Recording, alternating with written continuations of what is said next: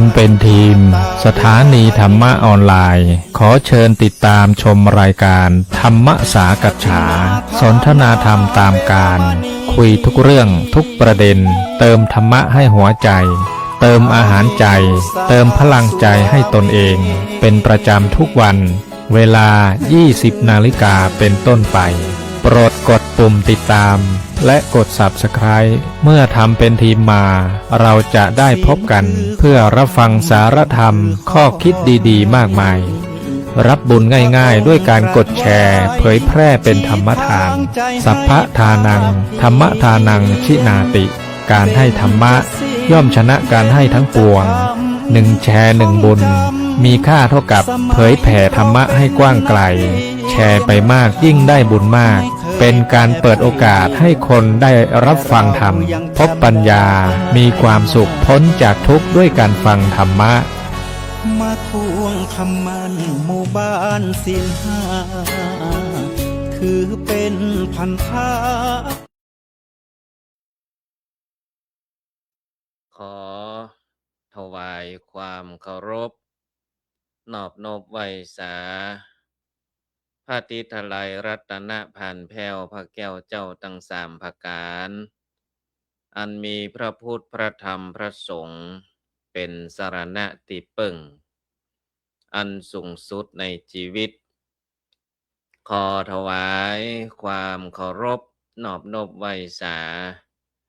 ไปยังครูบาอาจารย์พระเถรานุเถระ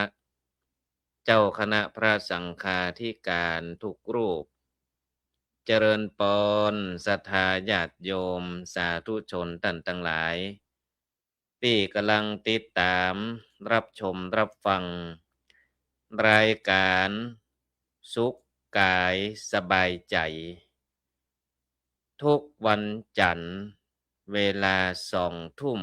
ถึง3:00 นโดยประมาณพบปะกันในค่ำคืนนี้อาตมาภาพพระครูจันทสรการเจ้าอาวาสวัดทุ่งหมื่นน้อยตำบลหนองหานอำเภอสันทรายจังหวัดเชียงใหม่ได้นำรายการสุขกายสบายใจมาพบปะกับศรัทธาญาติโยมสาธุชนท่านทั้งหลายเหมือนเช่นเคยในค่ำคืนนี้วันจันทร์ที่1 เดือนมิถุนายน 2569เป็นจะได้พ่องวันนี้ศรัทธาญาติโยมท่านใดมีโจกมีใจได้รางวัลได้โจกได้ลาภก็ขออนุโมทนาแต่ที่แน่นอนวันนี้ถ้าได้มาฟังรายการสุขกายสบายใจจะได้ธรรมะจะได้ความสุขกายสบายใจเหมือนดังชื่อรายการวันนี้มานำรายการมาพบปะกับศรัทธาญาติโยมรูปเดียวเพราะว่าครูบาอาจารย์ที่ได้เคยนิมนต์มามาจามาท่องมาสนทนาธรรมแต่ละค่ำคืนของวันจันทร์ในรายการบอกว่าจะเป็นหลวงพ่อท่านพระครูสังฆรักษ์รุ่งโรจน์ชินวโรเจ้าอาวาสวัดป่าบงตำบลหนองหานอำเภอสันทรายเชียงใหม่ท่านอาจารย์ท่านพระปลัดทิชานนท์รัตนยานโนวัดเวียงมงคลพนารามจากเวียงป่าเป้าเจียงไฮ้ท่านอาจารย์พระครูปลัดสิริมงคลธิระยาโนวัดทาศพเมยจากจังหวัดลำพูนท่านทั้งหลายในค่ำคืนนี้ติดศาสนกิจบ่สามารถที่จะมาพบปะกับศรัทธาญาติโยมได้ก็เลยเหมาตนเดียววันนี้ในจันทร์หน้าก็จะได้พบปะกับครูบาอาจารย์แล้วก็จะได้พูดจาพาสไลด์หลายเรื่องหลายราวนำธรรมะมานำเสนอคือศรัทธาญาติโยมสาธุชนท่านทั้งหลายได้สดับรับฟังเมื่อตะวาที่ผ่านมาเป็นวันสำคัญทางศาสนา นั่นก็คือวันวิสาขบูชานะเป็นวันสำคัญสากลของโลกวันวิสาขบูชาเมื่อตะวานี้อย่างที่เราท่านทั้งหลายได้รับทราบว่าเป็นวันสำคัญอย่างใดเป็นวันคล้ายวันประสูติตรัสรู้ปรินิพพานขององค์สมเด็จพระสัมมาสัมพุทธเจ้าเฮาท่านทั้งหลายในฐานะที่เป็นพุทธศาสนิกชนก็มาแสดงออกเปิ้นฮ้องว่าได้มาทำหน้าที่ของเจ้าพุทธบ่ว่าจะเป็นทำบุญตักบาตรฟังน้ำฟังธรรมเวียนเทียนในช่วงค่ำซึ่งวัดใกล้บ้านของญาติโยมก็คงจะจัดกันอยู่แล้วบางคนบางท่านก็ไปร่วมกิจกรรมในภาคเจ้านี่บางคนก็ไปในภาคค่ำก็แล้วแต่ความสะดวกบางคนบางท่านบ่ได้ไปถึงภาคเจ้าภาคค่ำแต่ว่าลำลึกปฏิบัติเองที่บ้านอันนี้ก็ได้เหมือนกันได้เหมือนกันจะมาที่วัดสะดวกมาที่วัดมาพบมาปะมาอู้มาจามาฟังน้ำฟังธรรมก็ได้บรรยากาศไปแถมแบบหนึ่งทำปฏิบัติกันเองที่บ้านก็ได้บรรยากาศแถมแบบหนึ่ง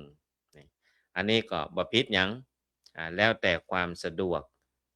ก็ขออนุโมทนากับศรัทธาญาติโยมที่ได้มาร่วมกิจกรรมวันวิสาขบูชาที่ผ่านมาอย่างวัดทุ่งหมื่นน้อยของอาตมานี่ที่อาตมาภาพจำวัดอยู่เนี่ยวัดทุ่งหมื่นน้อยเชียงใหม่นี่ก็มีกิจกรรมตั้งแต่วันที่30มาละวันที่30พฤษภาย้อนหลังไปแถม2วันก็เป็นวันเสาร์ที่30ก็มีกิจกรรมวันกตัญญูกินอ้อรำลึกถึงบูรพาจารย์ที่กึดวัดกึดวาบอกว่าจะเป็นตั้งแต่อดีตเจ้าอาวาสพระสงฆ์องค์เณรที่ได้ถึงแก่มรณภาพไปก็ดีอุบาสกอุบาสิกาที่ได้กึดวัดกึดวามาตั้งแต่อดีตก็เป็นวันกตัญญูรำลึกถึงบูรพาจารย์ท่านทั้งหลายเหล่านั้นก็ได้นิมนต์ครูบาอาจารย์มาเจริญพระพุทธมนต์เพื่อความเป็นสิริมงคลกับวัดกับวากับบ้านกับจองแล้วก็มีพิธีกินอ้อกินอ้อพญา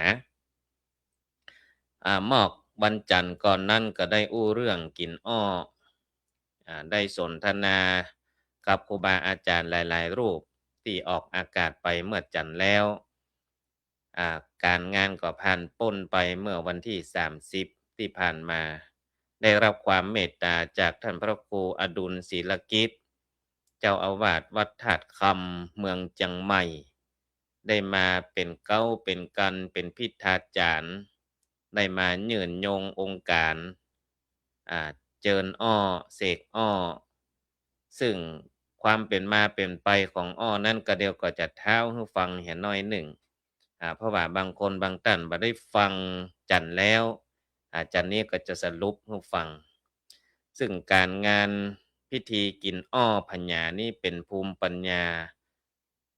ท้องถิ่น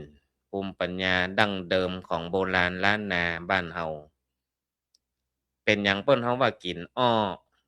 กินอ้อพิธีนี้เปิ้นก่อนที่จะมีการกินอ้อเริ่มตั้งแต่ภาคปฏิบัติเปิ้นก็จะไปเสาะหาแหล่งที่ต้นอ้อมันขึ้นต้นอ้อนี่เป็นพืชใกล้น้ำชอบน้ำอย่างหิมน้ำหิมอย่างเนี้ยชอบขึ้นอย่างอันเปิ้นก็จะพากันไปขอ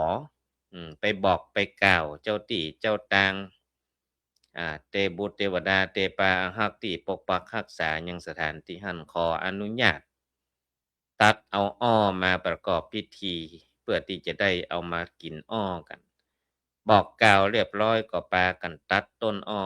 ตัดมาแล้วก็เอามาตัดเป็นก้อมเป็นก้อมให้ข้อมันอยู่ตรงหลุมแล้วก็ยาวขึ้นมาตรงบนเพื่อที่จะได้ ล้างให้มันสะอาดเรียบร้อยก็เอาน้ำผึ้งเข้าใส่นี่เอาน้ำผึ้งเข้าใส่เรียบร้อยดีแล้วบ่ก็เพื่อที่จะเข้าพิธีอันนี้ก็เป็นการเตรียมอ้อที่จะเอาไว้กิน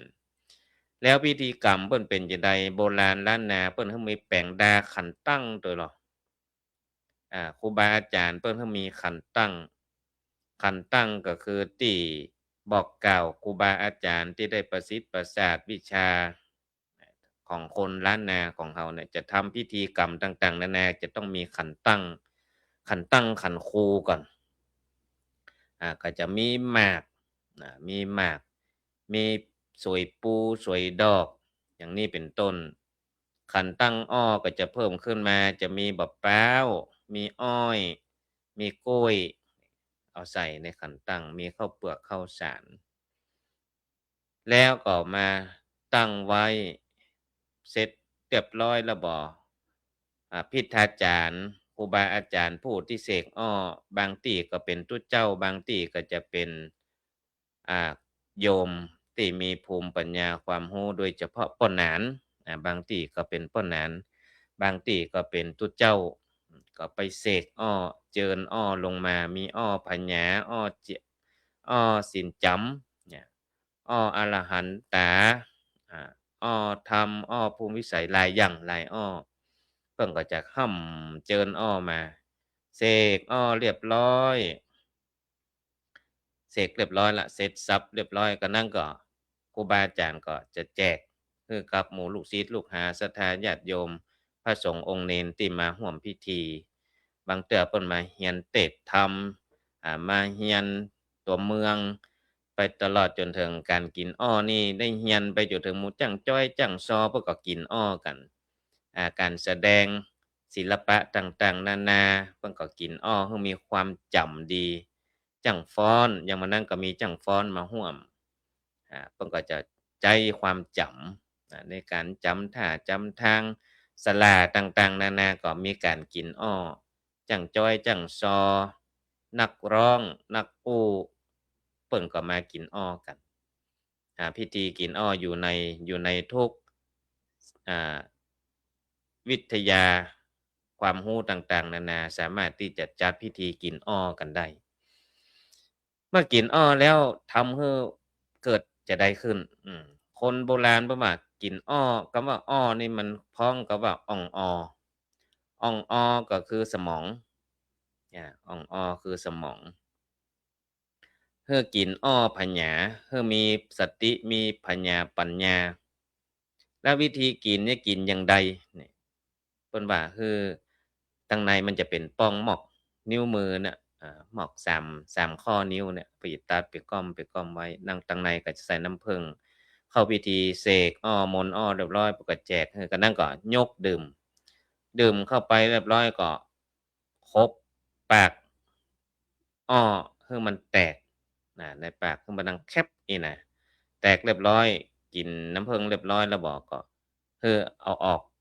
ส่วนมากจะไปกินที่ข้างหน้าปล่องข้างหน้าต่าง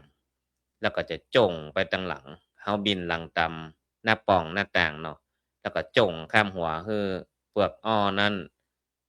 ตกลงหน้าปล่องเพื่อเอามาติก็คือเอา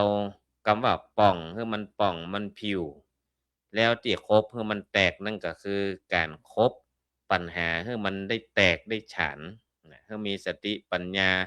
เจอปัญหาหยังก็คือมันแตกครบคือมันแตกหมายความว่าคือมันทะลุปุโป่งคือมัน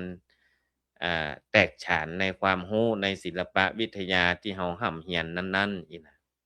แล้วก็จ่งลงหน้าปล่องคือมีรูป่องรูผิวบ่คือมันอึบมันตันคือมีตังหลงปงข้ออีกเนาะอันนี้ก็เป็นภูมิปัญญาท้องถิ่นขออนุโมทนากับไหว้สาบารมีธรรมอนุโมทนาขอบคุณในเมตตาบารมีของหลวงพ่อท่านพระครูวัดธาตุคำได้มาเป็นพิธีอาจารย์เสกอ้อมนต์อ้อฮือตลอดจนถึงครูบาอาจารย์ในตำบลมีหลวงพ่อท่านพระครูศรีปัญญาวุฒิอ่าท่านพระครูวิศิศิลาภรณ์วัดวังสิงห์คำท่านพระครูสุวิมลธรรมรักษ์วัดลอยเคาะ แล้วก็ครูบาอาจารย์ในตำบลหนองหานได้มาเจริญพระพุทธมนต์เสริมเข้าไปแถมในการเสกอ้อมนต์อ้อแล้วก็การงานผ่านพ้นไปโดยคณะศรัทธาญาติโยมได้มาร่วมกันช่วยกันตระกันเตรียมช่วยกันเอาอ้อมาช่วยกันใส่น้ำผึ้งช่วยกันแปลงหงตาลพอม่วนจังฟ้อนก็มาฟ้อนกันหน้าวิหารถวายเป็นอาจาริยปูจาเพราะว่าเป็นวันกตัญญูไหว้ครูบูรพาจารย์ก็มาถวายเป็นพุทธปูจาครูบาอาจารย์อาจาริยปูจาโดยผ่านพ้นไปโดยดีโอ้แปลงไว้จัดนักก็ยังรู้จะบกุ้มบ่ปอเพราะว่าคนมานักมาหลายสเตอร์บอกก็ไปฝากลูกฝากหลานเปิ้นตวยเนาะอันนี้ก็ผ่านพ้นไปกับพิธีกินอ้อพญาก็นำมาเล่ามาจาให้ศรัทธาญาติโยมได้ฟังอันนี้ก็เป็นพิธีกรรมตั้งล้านนาของเขาน่าว่าใกล้จะสูญหายไปละมาให้บดีนี่มันแหลมหันละพิธีการเสกอ้อมนต์อ้อการกินอ้อพญาอย่างนี้วัดทุ่งหมื่นน้อยเฮาก็ยังอนุรักษ์รักษาไว้เพื่อหยังเพื่อว่าพระสงฆ์องค์สามเณรคฤหัสถ์ญาติโยมที่เปิ่นจะมาเข้าร่วมโครงการถวายความรู้มือมาเฮียนเทศธรรมเฮียนธรรมวัดพื้นเมืองเฮียนธรรมมหาจาตุนี่พระสงฆ์องค์สามเณรป้อน้อยป้อนานคฤหัสถ์ญาติโยมที่เพิ่นมีความสนใจเพิ่นจะมาร่ำมาเฮียนในโครงการในรุ่นที่8แถมบ่กี่วันนี่ล่ะโครงการนี้เปิด7วันหลักสูตร7วันเริ่มตั้งแต่วันที่14มิถุนายน2569เป็นอาทิตย์แรกแล้วก็จะไปสิ้นสุดในวันอาทิตย์ที่26กรกฎาคม2569ก่อนเข้าพรรษาคือจบโครงการแล้วการเรียนเข้าโครงการนี้มีค่าใช้จ่ายหยังพ้องฟรีตลอดโครงการเอากับใจมากับความสนใจมามาเถอะบ่ว่าพระสงฆ์องค์เณรคฤหัสถ์ญาติโยมที่มีความสนอกสนใจที่จะร่ำจะเรียนเอาวิชาความรู้การขับขานแบบล้านนาเทศธรรมแบบธรรมวัดพื้นเมืองเทศธรรมมหาจาตุใส่กาบฮ้องขวัญนี่นะพ่อน้อยป้าแหนมเพิ่นก็มาเอาระบำทำนองแล้วก็มีการเรียนตัวเมืองโดยบ่ายโมงถึงบ่าย3โมงนี่จะเรียนเทศเด้อ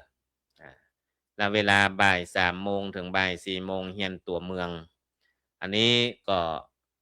ได้รับความเมตตาจากท่านพระครูศรีปัญญาวุฒิเพิ่นได้ออกแบบรูปเล่มกู้มือการเรียนตัวเมืองไผที่มาเข้าโครงการก็จะได้ฟอนต์ตัวเมืองด้วยเด้อแจกฟอนต์ตัวเมืองคือไปใช้ในคอมพิวเตอร์ก็ได้ใช้ในโทรศัพท์ก็ได้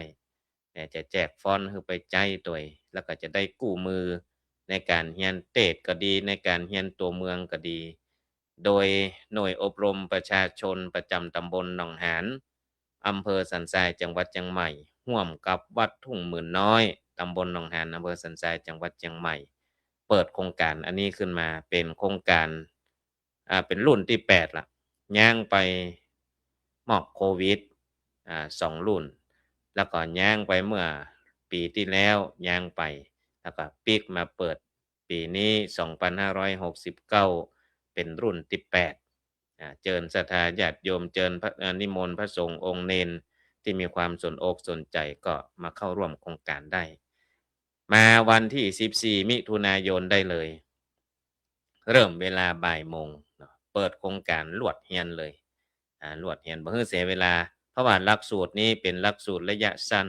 7วันต่ออัน7อาทิตย์ที่จะมาพบปะกันนะอันนี้ก็ประชาสัมพันธ์ให้ศรัทธาญาติโยมให้พระสงฆ์องค์เณรได้รับทราบโครงการดีๆแล้วก็ช่วงนี้หันข่าวหลายเรื่องหลายราวที่ออกตามสื่อทีวีสื่อสังคมออนไลน์ว่าจะเป็นหน้าเฟซบุ๊กก็ดีหลายที่หลายทางหลายช่องทางที่เป็นสื่อสังคมออนไลน์ มีทั้งข่าวดีข่าวบ่ดีของพระสงฆ์องค์ข้าเจ้าก็ให้ศรัทธาญาติโยมได้ใจสติพินิจพิจารณาในการเสพข่าวก็แล้วกันพระสงฆ์องค์ข้าเจ้าที่เปิ่นปฏิบัติหน้าที่ของพระสงฆ์องค์ข้าเจ้าในการเผยแผ่ศึกษาหลักธรรมคำสอนและมานำเผยแผ่ทางสื่อสังคมออนไลน์ก็มีนักเกิดประโยชน์เป็นพโยชนะอย่างหลวงพ่อท่านพระครูโสพลปริยัติด็อกเตอร์พยายามนิมนต์ครูบาอาจารย์พระสงฆ์องค์ข้าเจ้าพยายามเจิญเอาฆราวาสญาติโยมที่มีความรู้มีภูมิรู้ภูมิธรรมมีภูมิปัญญาท้องถิ่นที่มีภูมิความรู้ด้านนั้นๆอีกนะมาออกอากาศมาเสนอให้ศรัทธาญาติโยมท่านผู้ชมทั้งหลายได้รับฟังในรายการต่างๆนานาในภาควัดเจ้าก็จะเป็นธรรมะรับอรุณในช่วงค่ำมาก็หลายรายการอย่างในค่ำคืนนี้ก็รายการสุขกายสบายใจแต่ละค่ำคืนก็มีหลากหลายรายการหลากหลายแนวก็ให้ศรัทธาญาติโยมได้ติดตามรับชมรับฟังช่องธรรมะเป็นทีมไม่ว่าจะเป็นทางเฟซบุ๊กของท่านพระครูโสพลปริยัติไม่ว่าจะเป็นช่องทำเป็นทีมทั้ง YouTube Facebook แล้วก็สถานีวิทยุต่างๆนานาที่เปิ่นลิงก์สัญญาณเสียงออกไปอันนี้เป็นกลุ่มของทำเป็นทีมทีวีออนไลน์เจิญศรัทธาญาติโยมได้ติดตามแล้วก็กดไลค์กดแชร์กันไปเพื่อถวายเป็นถวายกำลังใจคือกับพระสงฆ์องค์ข้าเจ้าที่ได้มาปฏิบัติหน้าที่เอาธรรมะมานำเสนอศรัทธาญาติโยมอย่างนี้เนาะก็จะได้มีกำลังอกกำลังใจมีผู้ติดตามมีผู้รับสารเพราะเรามีหน้าที่ส่งสารนะส่งสารไปแล้วไผจะรับบ่รับก็อยู่ที่ศรัทธาญาติโยมละอันนี้ก็อยู่ที่ผู้รับสารที่ชอบอย่างใดชอบรายการหยังก็ไปกดไปฟังได้อีนะเนาะศรัทธาญาติโยมสาธุชนท่านทั้งหลายผ่านไปเกิงรายการละท้ายรายการแถมเกิงชั่วโมงนี้จะได้นำเอาธรรมะมานำเสนอให้ศรัทธาญาติโยมแล้วก็สลับซับเปลี่ยนกับเหตุการณ์ปัจจุบันทันด่วนเมื่อตะกี้ดูข่าวเราต้องอัปเดตข่าวปัจจุบันนี้แล้วก็สังเกตว่าหลายเรื่องหลายราวนั้นมันเกิดจากปัญหาน้อยเดียวแล้วมันก็ลุกลามไปใหญ่โตบางครั้งบางคราวมันบ่ใช่เรื่องที่มันจะเป็นข่าวได้แต่ก็สามารถที่ลุกลามไปได้จนเป็นข่าวใหญ่โตเมื่อเป็นข่าวใหญ่โตไปแล้วเนี่ยคนก็ให้ความสนใจบ่ว่าจะเป็นเรื่องพระสงฆ์องค์เณรอย่างสมัยแต่ก่อนเนี่ยบ่กี่วันบ่กี่อาทิตย์ที่ผ่านมาที่พระสงฆ์องค์สามเณรเพิ่นรับนิมนต์ไปทำพิธีไปร่วมกับญาติโยมที่เพิ่นลอยอังคารน่ะนั่งเรือนั่งแพไปลอยอังคารก็คือเจ้าภาพเนี่ยเพิ่นทำการฌาปนกิจเรียบร้อยแล้วฌาปนกิจญาติพี่น้องเพิ่นที่ล้มหายตายจากไปฌาปนกิจเรียบร้อยก็เอากระดูกนำขี้เถ้ากระดูกอัฐิหรือว่าอังคารเนี่ยนะเอาไปลอยในแม่น้ำก่อนนิมนต์พระสงฆ์องค์ข้าเจ้าไปสวดไปส่งไปตวยเพื่อความเป็นสิริมังกละเพื่อความสบายอกสบายใจนิมนต์ทุเจ้าพระเนนไปตวยไปสวดไปอย่างที่นั่งแปลไปตวยเนาะปรากฏว่าไปทำพิธีแต่แฮมแปรหนึ่งนี่อีกแพรหนึ่งนะแปรที่บ่ได้ไปตวยทุเจ้าเนี่ยก็ไปถ่ายรูปถ่ายหยังเพิ่นคนก็บ่เข้าอกเข้าใจทุเจ้าพระเนนนี่พากันมาล่องแปแอวเงี้ย อันที่จริงเพิ่นก็ไปศาสนกิจไปกิจนิมนต์ไปลอยอังคารไปโปรดญาติโยมเนาะก็เป็นเรื่องที่ก็เลยไก่ลงมาสื่อออกหยังก็ว่าพระสงฆ์องค์สามเณรบัดสำรวมอย่างนั้นอย่างนี้อันที่จริงนี่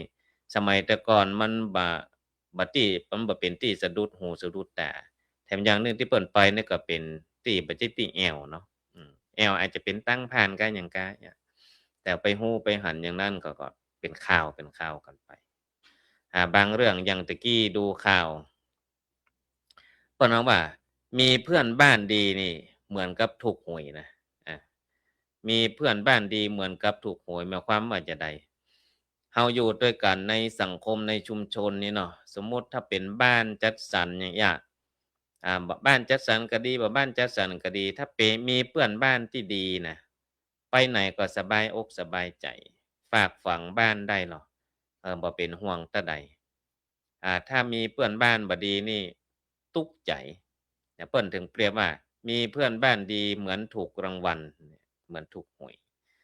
อันนี้มีรายหนึ่งออกข่าวตะกี้นี่นะอ่าเพิ่นกำลังมาเจ้ามันเป็นบ้านทาวน์เฮาส์บ้านทาวน์เฮาส์ก็ได้จะสรุปให้ฟังว่ามันขาดธรรมะข้อหยังเราสามารถเอาธรรมะไปจับได้ว่าบุคคลเช่นเนี้ยขาดธรรมะอะไร มีป้าคนหนึ่งมนุษย์ป้าเปิ้นอยู่หั้นอยู่ละแล้วก็มีแหมครอบครัวหนึ่งพ่อแม่ลูกไปเจ้าอยู่เป็นทาวน์เฮาส์เป็นตึกฝาเดียวกันเนี่ยมันติดยาวเป็นจึบน่ะเพิ่นฮ้องว่าหยังทาวน์เฮาส์อีกที่มันเป็นอาคาร2ชั้น3ชั้นบ่ฮู้อะแต่ว่าใจผนังเดียวกันยาวเป็นปึดเลยใจผนังเดียวกันก็เป็นล็อกเป็นคูหาไปปรากฏว่าไปอยู่ใกล้ป้าเนี่ยมนุษย์ป้าเนี่ยบ่ฮู้ว่าเป็นจั่งใดเอาไปตุ๊บกำแพงเพิ่นน่ะเอามือไปต่อยกาเอาไม้ไปต่อยกาเพราะมันจึงลักไล่คืนหุ้งตั้งแต่9โมง10โมงเมื่อคืนไปจนถึงตี1ตี2โพสต์ไปเต้าแจ้งก็มีคนครอบครัวนี่ก็รำคาญแหละโอ้หยังมาอยู่ได้กำลังได้เดือนเนี่ยเริ่มตั้งแต่เดือนแรกวันแรกเข้ามาก็ตึงเดือดร้อนแล้วมนุษย์ป้านี่ตึงส่งเสียงกลั่นแกล้งตึงบ่ได้รับได้ดีบ่ได้รับได้นอนดีอีกน่ะ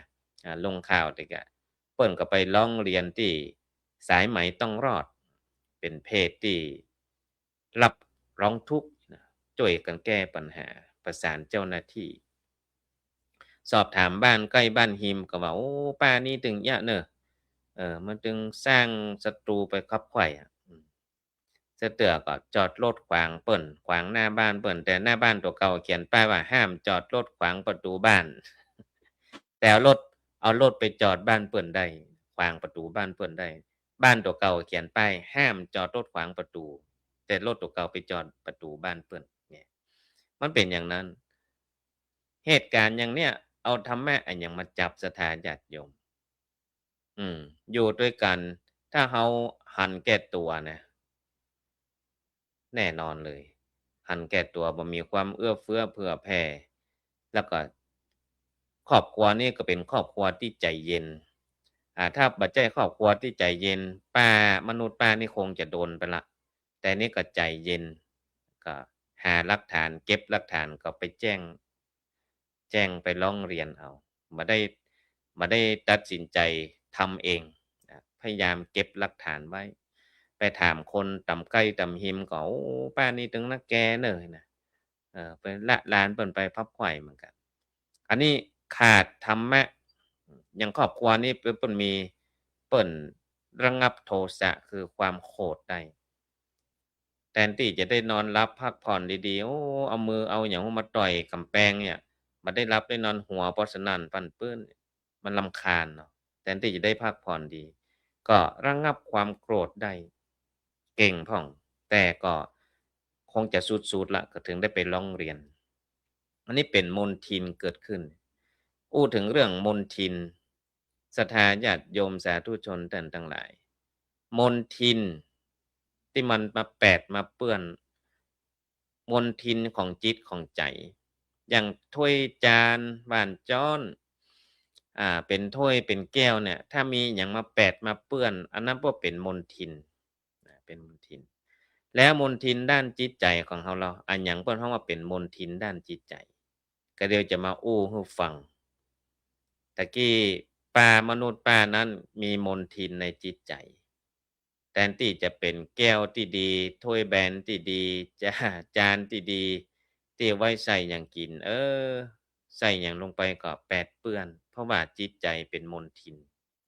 อยู่ในทำให้เปิ้นรำคาญ ไปสร้างความเดือดร้อนให้เปิ้น แสดงว่ามนุษย์ป้าคนนี้มีจิตใจที่มีมลทิน ข้อที่1มลทินข้อที่1มลทินทางด้านจิตใจอ่าก็คือสิ่งเศร้าหมองที่บั่นทอนคุณธรรม ความเจริญของชีวิตปล่อยไว้บ่แก้ไขย่อมนำมาซึ่งความทุกข์ความเสื่อม แตกสามัคสมานสามัคคีบ่มีความอ่าจะมาสู่ตนสู่ชุมชนเนี่ยบ่มีละเพราะว่ามีมลทิน ข้อที่1คือใช้ความโกรธ ข้อที่2โทษผู้มีบุญคุณ ข้อที่3หนุนความริษยา และข้อที่4เข้าตำราตณี ข้อที่1เป็นมลทินด้านจิตใจศรัทธาญาติโยมคือใช้ความโกรธ ความโกรธหรือว่าโทสะนี่นะเป็นอกุศลมูล เกิดขึ้นเมื่อจิตใจบ่ปอกบ่พอใจ คัดเคืองถูกกระทบด้วยกรรมอู้กรรมจาการกระทำอย่างครอบครัวที่ถูกรังควานเนี่ย ระงับความโกรธได้ดี ถึงแม้ว่าจะถูกกระทำโดยกระทบทั้งกรรมอู้กรรมจาด่าทอการกระทำทำให้เกิดความรำคาญเนี่ยก็เลยระงับความโกรธได้ถือว่าครอบครัวนั้นมี แต่ว่าป้านั้นมนุษย์ป้านี่ใช้ความโกรธ เมื่อมีใครมาบ่พอใจโคตรด่าเหวี่ยงใส่ เพราะฉะนั้นการใช้ความโกรธก็เป็นเครื่องนำชีวิตไปในทางที่เสื่อมอำนาจของอารมณ์ความโทสะเกิดขึ้นระงับมาได้นะขาดสติขาดปัญญามลทินของข้อที่1คือใช้ความโกรธนี่ทำลายความสัมพันธ์แทนที่จะได้เปื้อนบ้านที่ดีเปื้อนทำงานที่ดีมามีใช้ความโกรธไปด่าไปเหวี่ยงใส่เปิ้นนะทำลายความสัมพันธ์ประการต่อมาทำให้ขาดเหตุผลอย่างดึงบอกฟังละถ้าความโกรธโทสะมันขึ้นนี่มาถามหาเหตุหาผลแล้วหรอประการต่อมาจาทำร้ายผู้อื่นด่าทอบ่ปอกปอใจด่าปะใครก็ด่าก็เวรสร้างศัตรูขึ้นมามนุษย์ป้าเนี่ยบัดถูกกระเปิ้นตึงชุมชนน่ะตึกตึงตึกเนี่ยนะห้องแถวหรือว่าทาวน์โฮมเนี่ยไปไล่พิษกระเปิ้นหมดหรอนะมนุษย์ป้านี่นะลงข่าวตะกี้นี่นะก็เลยเอามาเอามาประกอบธรรมะให้ศรัทธาญาติโยมสร้างศัตรูไว้ไผถึงบ่ชอบป้าเนี่ยมนุษย์ป้าคนเนี่ยบ่ดีปะละลานถึงว่าให้เปิ้นเตะท่านั้นท่านี้ใส่เปิ้นนี่นะทำลายบุญกุศลที่สะสมมาคนดีบ่ดีเพราะถ้าความโกรธเกิดขึ้นเสียหายหมดเลยพุทธเจ้าเปิ้นเลยทรงเปรียบไว้ว่าความโกรธเหมือนไฟเมื่อเกิดขึ้นย่อมเผาผลาญใจของผู้เกิดผู้โกรธก่อนเสมอความโกรธนี่เหมือนไฟอย่างเราปัดกับไฟเนี่ยปัดกับไฟซี่นี่นะมันย่อมไหม้ตัวเก่าก่อนที่จะไหม้คนอื่นถ้าเราบันดับมันเสียก่อนนี่มันจะลุกจะลามไปใหญ่โตเลยเพราะฉะนั้นมลทินข้อที่1คือใช้ความโกรธมลทินข้อที่2คือโทษผู้มีบุญคุณโทษผู้มีบุญคุณหมายถึงการก้าวร้ายตำหนิดูหมิ่นทำร้ายผู้ที่เคยช่วยเหลือเราช่วยเหลือเกื้อกูลเราเนี่ยไปด่าไปว่าเปิ้นหมดโทษเปิ้นไปหมดบ่ตกบ่เสี่ยงทางพุทธศาสนาถือว่าเป็นความอกตัญญูซึ่งเป็นมลทินร้ายแรงเพราะผู้มีบุญคุณได้แก่บิดามารดาครูบาอาจารย์อุปชฌะผู้ให้โอกาสผู้ที่เคยช่วยเหลือเราในยามลำบากไปโทษเปิ้นไปว่าเปิ้นมลทินที่เกิดขึ้นนี้ยังยกตัวอย่างว่าครูบาอาจารย์ตักเตือนตักเตือนก็เป็นโคตรเป็นเกียรติมลทินเกิดขึ้นแล้วประการต่อมา เมื่อโคดเกียรติให้ครูบาอาจารย์เพิ่นก็ถามว่าโอ้มีความรู้มีความสามารถนี่ได้ครูบาอาจารย์ดีก้าน่ะบ่ใช่เหรอเฮาเรียนรู้คนเดียวมีใครมาสอนเฮาสักเทื่ออันนี้ก็ลบหลู่ดูหมิ่นครูบาอาจารย์ไปแล้วมนทินที่เกิดขึ้นเนี่ยทำลายความกตัญญูเฮาไปดูถูกดูแคลนครูบาอาจารย์บ่ดีทำให้ขาดความน่าเชื่อถือคนบ่ไว้วางใจแล้วบุญคุณที่ควรระลึกถึงกลับกลายเป็นกรรมเป็นเวรเพราะว่าเฮาไปว่าคือเพิ่นอย่างว่าคือพ่อคือแม่ว่าคือครูบาอาจารย์เนี่ยโทษผู้มีพระคุณอย่างนั้นอย่างนี้อันนี้เป็นมลทินเกิดขึ้นกับอกกับใจ ประการต่อมามนทินข้อที่3หนุนความริษยาริษยาก็คือความบ่สบายใจเมื่อหันคนอื่นได้ดีบ้านเฮาว่าเป็นข่อยเปิ้นอืมกว่าคนอื่นได้ดิบได้ดีแล้วเก่ากว่าคนอื่นเจริญแล้วเก่ากว่าล้ำหน้าล้ำตากว่าเปิ้นได้รับความยกย่องคำว่าหนุนความริษยาหมายถึงการปล่อยใจให้อิจฉา เติมเชื้อไฟความอิจฉาริษยาให้รุนแรงขึ้น การนินทากันใส่ร้ายพยายามขัดขวางความสำเร็จของคนอื่นเนี่ยคือหนุนความริษยาขึ้นมามลทินที่เกิดขึ้นทำให้ใจบ่เป็นสุขมองคนอื่นในแง่ร้ายขาดมุทิตาจิตความยินดีที่คนอื่นได้ดีได้ดีบ่สนใจบ่มีความแสดงความยินดีสักอย่างคอยเปิ้น ทำลายมิตรภาพความสมัครสมานสามัคคีเนี่ยเพราะฉะนั้นเราต้องไม่หนุนความริษยาถ้าหนุนความริษยามีความอิจฉาริษยาเนี่ยมลทินเกิดขึ้นกับใจเราละเราจะบ่มีความสุขกายสบายใจอย่างรายการเนี่ยชื่อรายการคือสุขกายสบายใจถ้าเรามีมลทินเกิดขึ้นเนี่ยแสดงว่าความสบายใจบ่เกิดขึ้นละอืมอย่างเคยยกตัวอย่างที่ว่าพี่น้องคู่หนึ่ง ป่อก็เฒ่าแก่แล้วอยากยกสมบัติยกอ่ากิจการให้ลูกจะให้ลูกคนใดดีให้ลูกคนใดลูกเก่านี่ก็ยังแควนอ๋อแปลว่าลูกคนล่านี่ข้อยเปิ้นมีความอิจฉาข้อยคนอื่นกว่าได้ดิบได้ดีอิหยังแก่นิสัยของลูกล่าก็เลยบอกเอ่อลูกพ่อจะตัวยใจลูกแค่ได้หยังให้ขอพ่อมาเลยนี่พ่อจะจัดการให้กำลังจะขอปรากฏว่าพ่อให้ข้อแม้ว่าถ้าลูกขอได้อ้ายลูกเนี่ยจะได้2เต้าหนึ่งใครสอนใครดัดนิสัยลูกล่าถ้าน้องขอหยังเนี่ยอ้ายน้องเนี่ยจะได้2เต้าถ้าน้องขอบ้านหลังอ้ายของน้องจะได้2หลัง ถ้าน้องขอลดกันอ้ายจะได้2กันเนี่ยมีข้อแม้อย่างอี้น้องมันก็เลยบ่ขอเตื้อขอปิ๊กไปกึดก่อนเพราะว่าอิจฉากว่าคนอื่นได้ดีเฮาขออันนี้สมมุติขอโทรศัพท์เครื่องอ้ายเขาจะได้2เครื่องหั้นเนาะยะบ่พอใจปิ๊กไปนอนกึดใจได้คำตอบฟังมาบอกป้อมันป้อกึดออกแล้วครับว่าจะขออันหยังป้อมันก็ดีใจโอ้น้องมันกึดได้แล้วเฮ้ย ทั้งที่มีข้อแม้ว่าถ้าขออันใดอ้ายจะได้2เต้าลูกเขาได้หยังลูกบอกป้อมาเลยน้องเขาให้ป้อควักแก่นตาลูกออก1ข้างหมายความว่าจะใดหมายความว่าอ้ายจะต้องโดนควัก2ข้างบ่ดีแท้น่ะเพราะฉะนั้นป้อก็เลยโอ้ลูกนี่แก้นิสัยบ่ได้เตื้อขอให้ป้อควักแก่นตา1ข้างเพื่อที่อ้ายจะโดนควัก2ข้าง เนี่ยตัวเก่าเจ็บแล้วนะเนี่ยอยู่ดีบ่ว่าดี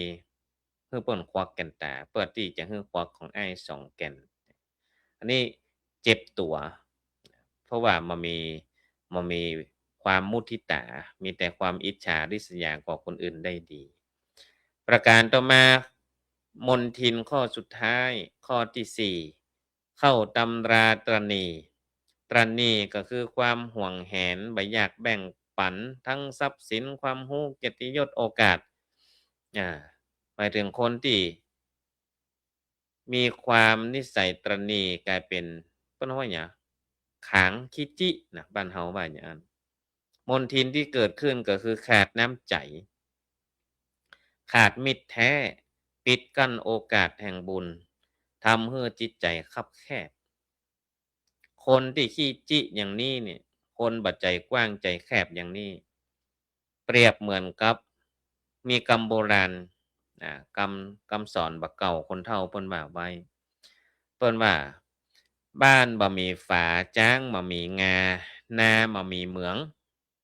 เมืองบ่มีเจ้า4ข้อนี้เป็นปริศนาธรรมเช่นเดียวกันบ้านบ่มีฝาเฮาก็คิดว่าเป็นแฮ่งตุ่งนะมีเสาขึ้นมาปูฟากเหียมีหลังคามุงเหียกันฝนกันแดดแต่ว่าตั้งข้างบ่มีฝาสักกำถ้าแฮ่งตุ่งนี่บ่มีฝาเพราะว่าจะเอาไว้ให้มันลมพัดผ่านมันโกรกได้หลบร้อนแต่ถ้าอยู่ในปริศนาธรรมเนี่ยเพิ่นว่าบ้านบ่มีฝาเปรียบได้เหมือนกับคนที่บ่มีธรรมะศรัทธาต่างทั้งหลาย บ่มีธรรมะคอยกั้งกำบังกิเลสตัณหาสิ่งบดีต่างๆเข้ามาหาจิตหาใจได้โดยง่ายอย่างทางตรงเนี่ยเวลาฝนซะแดดส่องเข้ามาคนอยู่ตรงในก็ร้อนก็เปียกเปรียบเหมือนคนที่บ่มีธรรมะมาเป็นกั้งมาบังจิตบังใจบังกิเลสตัณหาสิ่งบดีชั่วร้ายต่างๆเข้ามาหาจิตหาใจได้ง่ายบ้านบ่มีฝา ช้างบ่มีงาปกติช้างที่มีงามันจะสง่างามช้างมีงาสองข้างยาวงามขนาดมีสง่าราศีสง่าผ่าเผยเตียวมาเนี่ยโอ้ใครก็เก่งก็ขำนี่ช้างบ่มีงาเปรียบเหมือนหยังเท่ากับว่าเป็นช้างน้อยกะช้างแม่กะแต่ถ้าเป็นปริศนาธรรมแล้วช้างบ่มีงา เปรียบเหมือนกับคนที่บ่มีความรู้ทั้งทางโลกและทางธรรมคนเราจะมีเป็นมนุษย์ที่สมบูรณ์ได้ต้องมีความรู้ทั้งสองด้านความรู้เรื่องทางโลกโดยทางธรรมโดยความรู้ทางโลกก็คือเอ่อปริยัติการความรู้ทั่วไปเนี่ยประถมมัธยมอุดมศึกษาเนี่ยปริญญาตรีโทเอกอันนี้เป็นความรู้ทางโลกความรู้ทางธรรมก็คือหลักธรรมวินัย รู้บาปรู้บุญรู้กุลรู้โทษอันนี้เป็นความรู้ทางธรรมความรู้ทางโลกเป็นใบเบิกนำความรู้ทางธรรมเป็นเครื่องกล่อมเกลาจิตใจให้เป็นคนดีเอาคุณวุฒิไปใจให้เกิดประโยชน์โดยใจคุณธรรมเป็นเครื่องกำกับกำกาเนี่ยเพราะฉะนั้นจะต้องเป็นจ้างที่มีงาทั้งสองข้างจะง่าผ้าเผยมีข้างใดข้างหนึ่งก็บางงาม มีกะความรู้ทางโลกอย่างเดียวความรู้ทางธรรมบ่มีก็ไปใช้ในสิ่งที่ผิดเรียนจบสูงขนาดไปเกิดไปแปลงนิวเคลียร์อย่างลงข่าวไปเดี๋ยวนี้มีละคูเวตโจมตีสหรัฐทำละสร้างผลิตอ่าอาวุธต่างๆมาอย่างรุนแรงโจมตีเนี่ยคือกันสิ่งเหล่านี้เกิดขึ้นจากคนมีปัญญาทั้งนั้นคนมีความรู้ทั้งนั้น คือรู้การแปลงอาวุธขึ้นมาคนเรียนบ่ให้บัดนี้แปลงบ่ได้หรอกต้องคนลวกเนี่ยคนฉลาดแต่ว่าความรู้ทางโลกบ่มีความรู้ทางธรรมเอาความรู้ทางโลกไปใช้ในทางที่ผิดคนที่มีความรู้กะทางธรรมบ่มีความรู้ทางโลกก็ดีแต่ว่าบ่ทันเปิ้นบ่ทันยุคบ่ทันสมัยบ่ทันโลกรู้เท่าไว้กันรู้ทันไว้แก้ ต้องมีความรู้ตึงตังโลกตังธรรมสมัยแต่ก่อนครูบาอาจารย์เปิ้นบอกว่าบนหัวเตียงตุเจ้าพระเนนต้องมีนวโกวาท1เล่มแล้วก็หนังสือกฎหมาย1เล่มเนาะขนาดนั้นน่ะกฎหมายเบื้องต้นน่ะบ่ว่าจะเป็นแพ่งเป็นพาณิชย์เป็นอาญาหยังฮ้อเฮ้อมีไว้ให้เล่มไว้ศึกษาพ้อง1นวโกวาท2หนังสือกฎหมายเบื้องต้นให้รู้ไว้ คุณวุฒิเป็นใบเบิกนำคุณธรรมเป็นเครื่องกล่อมเกลาจิตใจให้เป็นคนดีอันนี้เป็นปริศนาธรรม จ้างมีงาหน้ามามีเหมืองข้อเนี้ยสำคัญเป็นมนทินเหมือนกันมนทินข้อนี้ก็คือหน้ามามีเหมืองเฮาก็ว่าเป็นนาดอนก้านาแห้งนาแล้งก้านี่นะแต่เป็นปริศนาธรรมก็คือเป็นนาที่เป็นคนที่บ่มีน้ำจิตน้ำใจบ่มีความเอื้อเฟื้อเผื่อแผ่เนี่ยเป็นคนที่แล้งน้ำใจหน้าบ่มีเหมืองปริศนาธรรมก็คือเป็นคนที่บ่มีน้ำจิตน้ำใจเอื้อเฟื้อเผื่อแผ่มีความตระหนี่ที่เหนียวเนี่ยขาดน้ำใจนาที่มันบ่มีน้ำเข้ามาปลูกหยังก็บ่งอกบ่เงยไม่อุดมสมบูรณ์หว่านพืชผลหยังลงไปก็บ่งอกบ่เงยตรงกันข้าม นาใดที่มีเหมืองนาใดที่มีน้ำอุดมสมบูรณ์ปลูกหยังมันก็ขึ้นก็งอกก็เงยคนเฮาก็เหมือนกันถ้ามีจิตมีน้ำจิตน้ำใจเอื้อเฟื้อเผื่อแผ่อยู่ที่ไหนเปิ้นก็ฮักก็เอ็นดูมีมิตรแท้ช่วยเหลือกันยามเจ็บยามเป็นคนเฮาจะหันจิตหันใจกัน3ยามยามจนยามเจ็บยามจาก ยามทุกข์ยามจนใครช่วยเหลือเฮาจ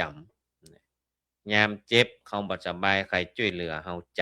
ำยามจากเฮาจากไปแล้วภัยส่งสการตานคาบคนนั้นเป็นมิตรแท้เราจะต้องหันอกหันใจใน3ยามยามจนยามเจ็บยามจากสรุปแล้วศรัทธาญาติโยมสาธุชนท่านทั้งหลายมนทินทั้ง4ประการนี้เป็นดังเถาวัลย์ ที่มันหัดจิตหัดใจคือใจความโกรธเนี่ยทำลายสติถ้ามันมีความโกรธโทสะขึ้นมาสติขาดละมิ่งขึ้นมานี่นะมีละมันมีเหตุมีผลอย่างละโทษผู้มีบุญคุณอันนี้เรื่องของความกตัญญูขาดทำลายความกตัญญูไปนนความริษยาคือทำลายมุทิตาหันคนอื่นได้ดีต้องยินดีกับเปิ้นมุทิตาเข้าตำนาเข้าตำห้าทนีก็คือทำลายการเสียสละบ่มีน้ำจิตน้ำใจ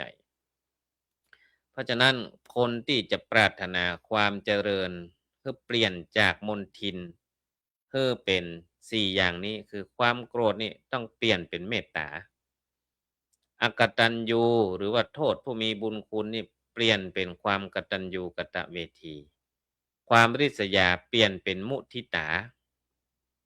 ประการที่4ความตณีที่เหนียวเปลี่ยนเป็นการฮื้อการตานการแบ่งปัน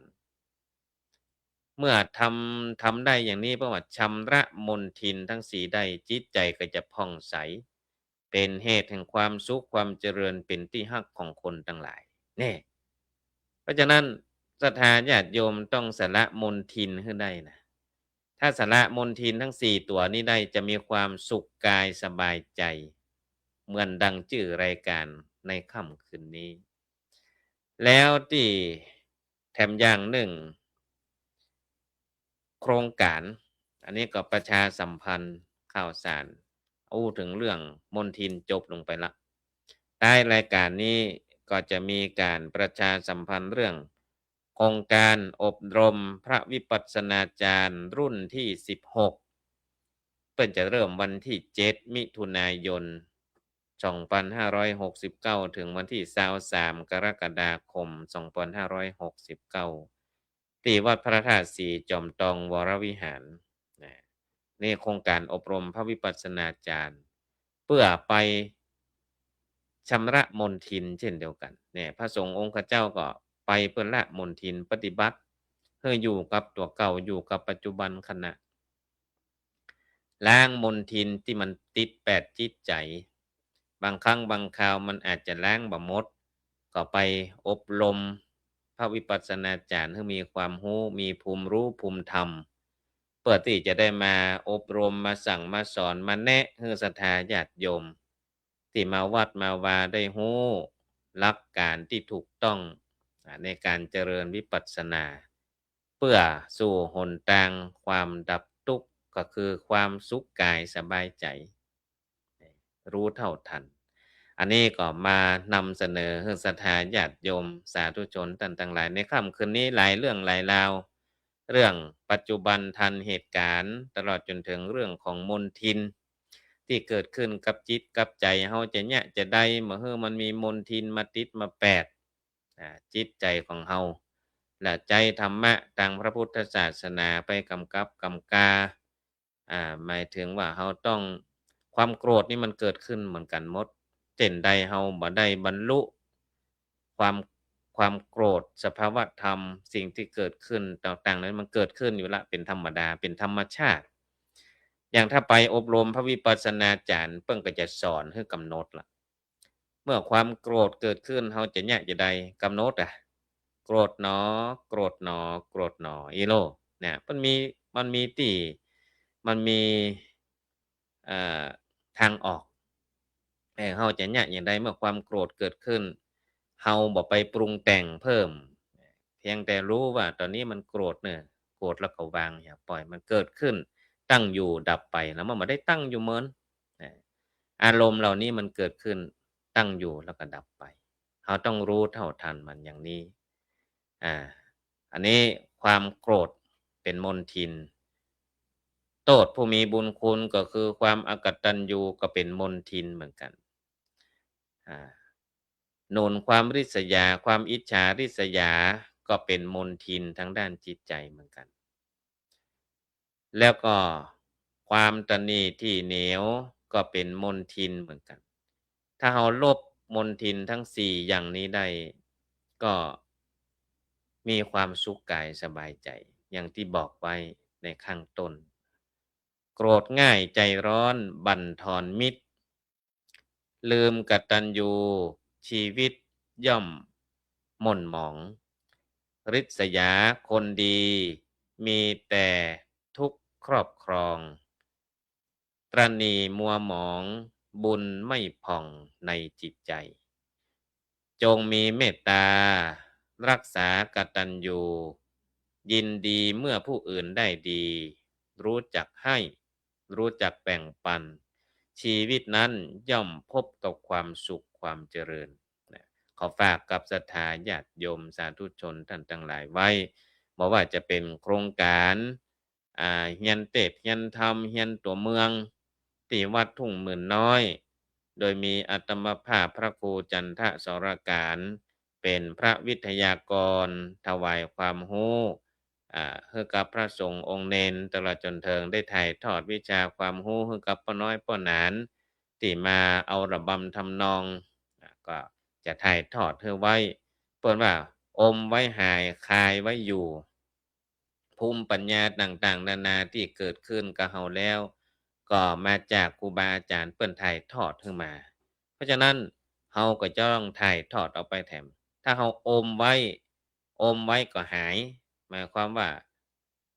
ถ้าเป็นสิ่งของนี่อมไว้ก็อยู่กับเฮาแม่นก็แต่ถ้าอมไว้หายเนี่ยก็คือความรู้เฮาเสี่ยงบุญไปแล้วเช่นเฮาเสี่ยงบุญหมดบุญไป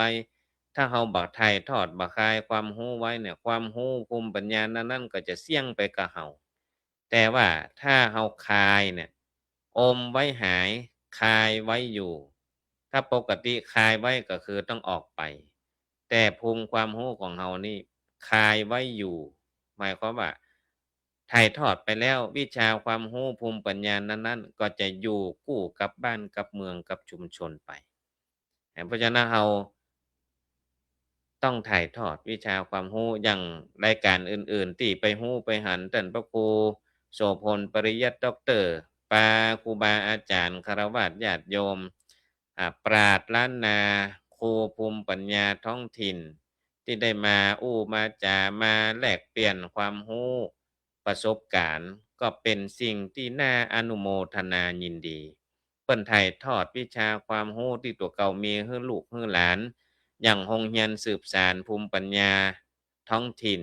ภูมิปัญญาล้านนาเปิดขึ้นมาก็เพื่อว่าที่จะให้ครูบาอาจารย์เนี่ยบ่ว่าจะเป็นครูภูมิปัญญาต่างๆนานาถ่ายทอดเนี่ยให้กับคนรุ่นใหม่เยาวชนคนรุ่นใหม่ได้สืบได้สานได้เรียนต่อ บ่เฮ้อมันสูญมันหายเพิ่นก็ถือหลักเนี้ยอมไว้หายคายไว้อยู่เพิ่นว่ายิ่งเก็บยิ่งหายยิ่งกำพระกำพายยิ่งได้ยิ่งเก็บยิ่งหายมันตรงกันข้ามเนี่ยปกติถ้าเป็นเงินเป็นทองยิ่งเก็บไว้ก็ยิ่งมีแต่ความรู้เนี่ยยิ่งเก็บก็ยิ่งหายเพราะว่าเราบ่ได้แบ่งปันไผ ยิ่งกำพระกำพายยิ่งได้หมายความว่าคายไว้ก็อยู่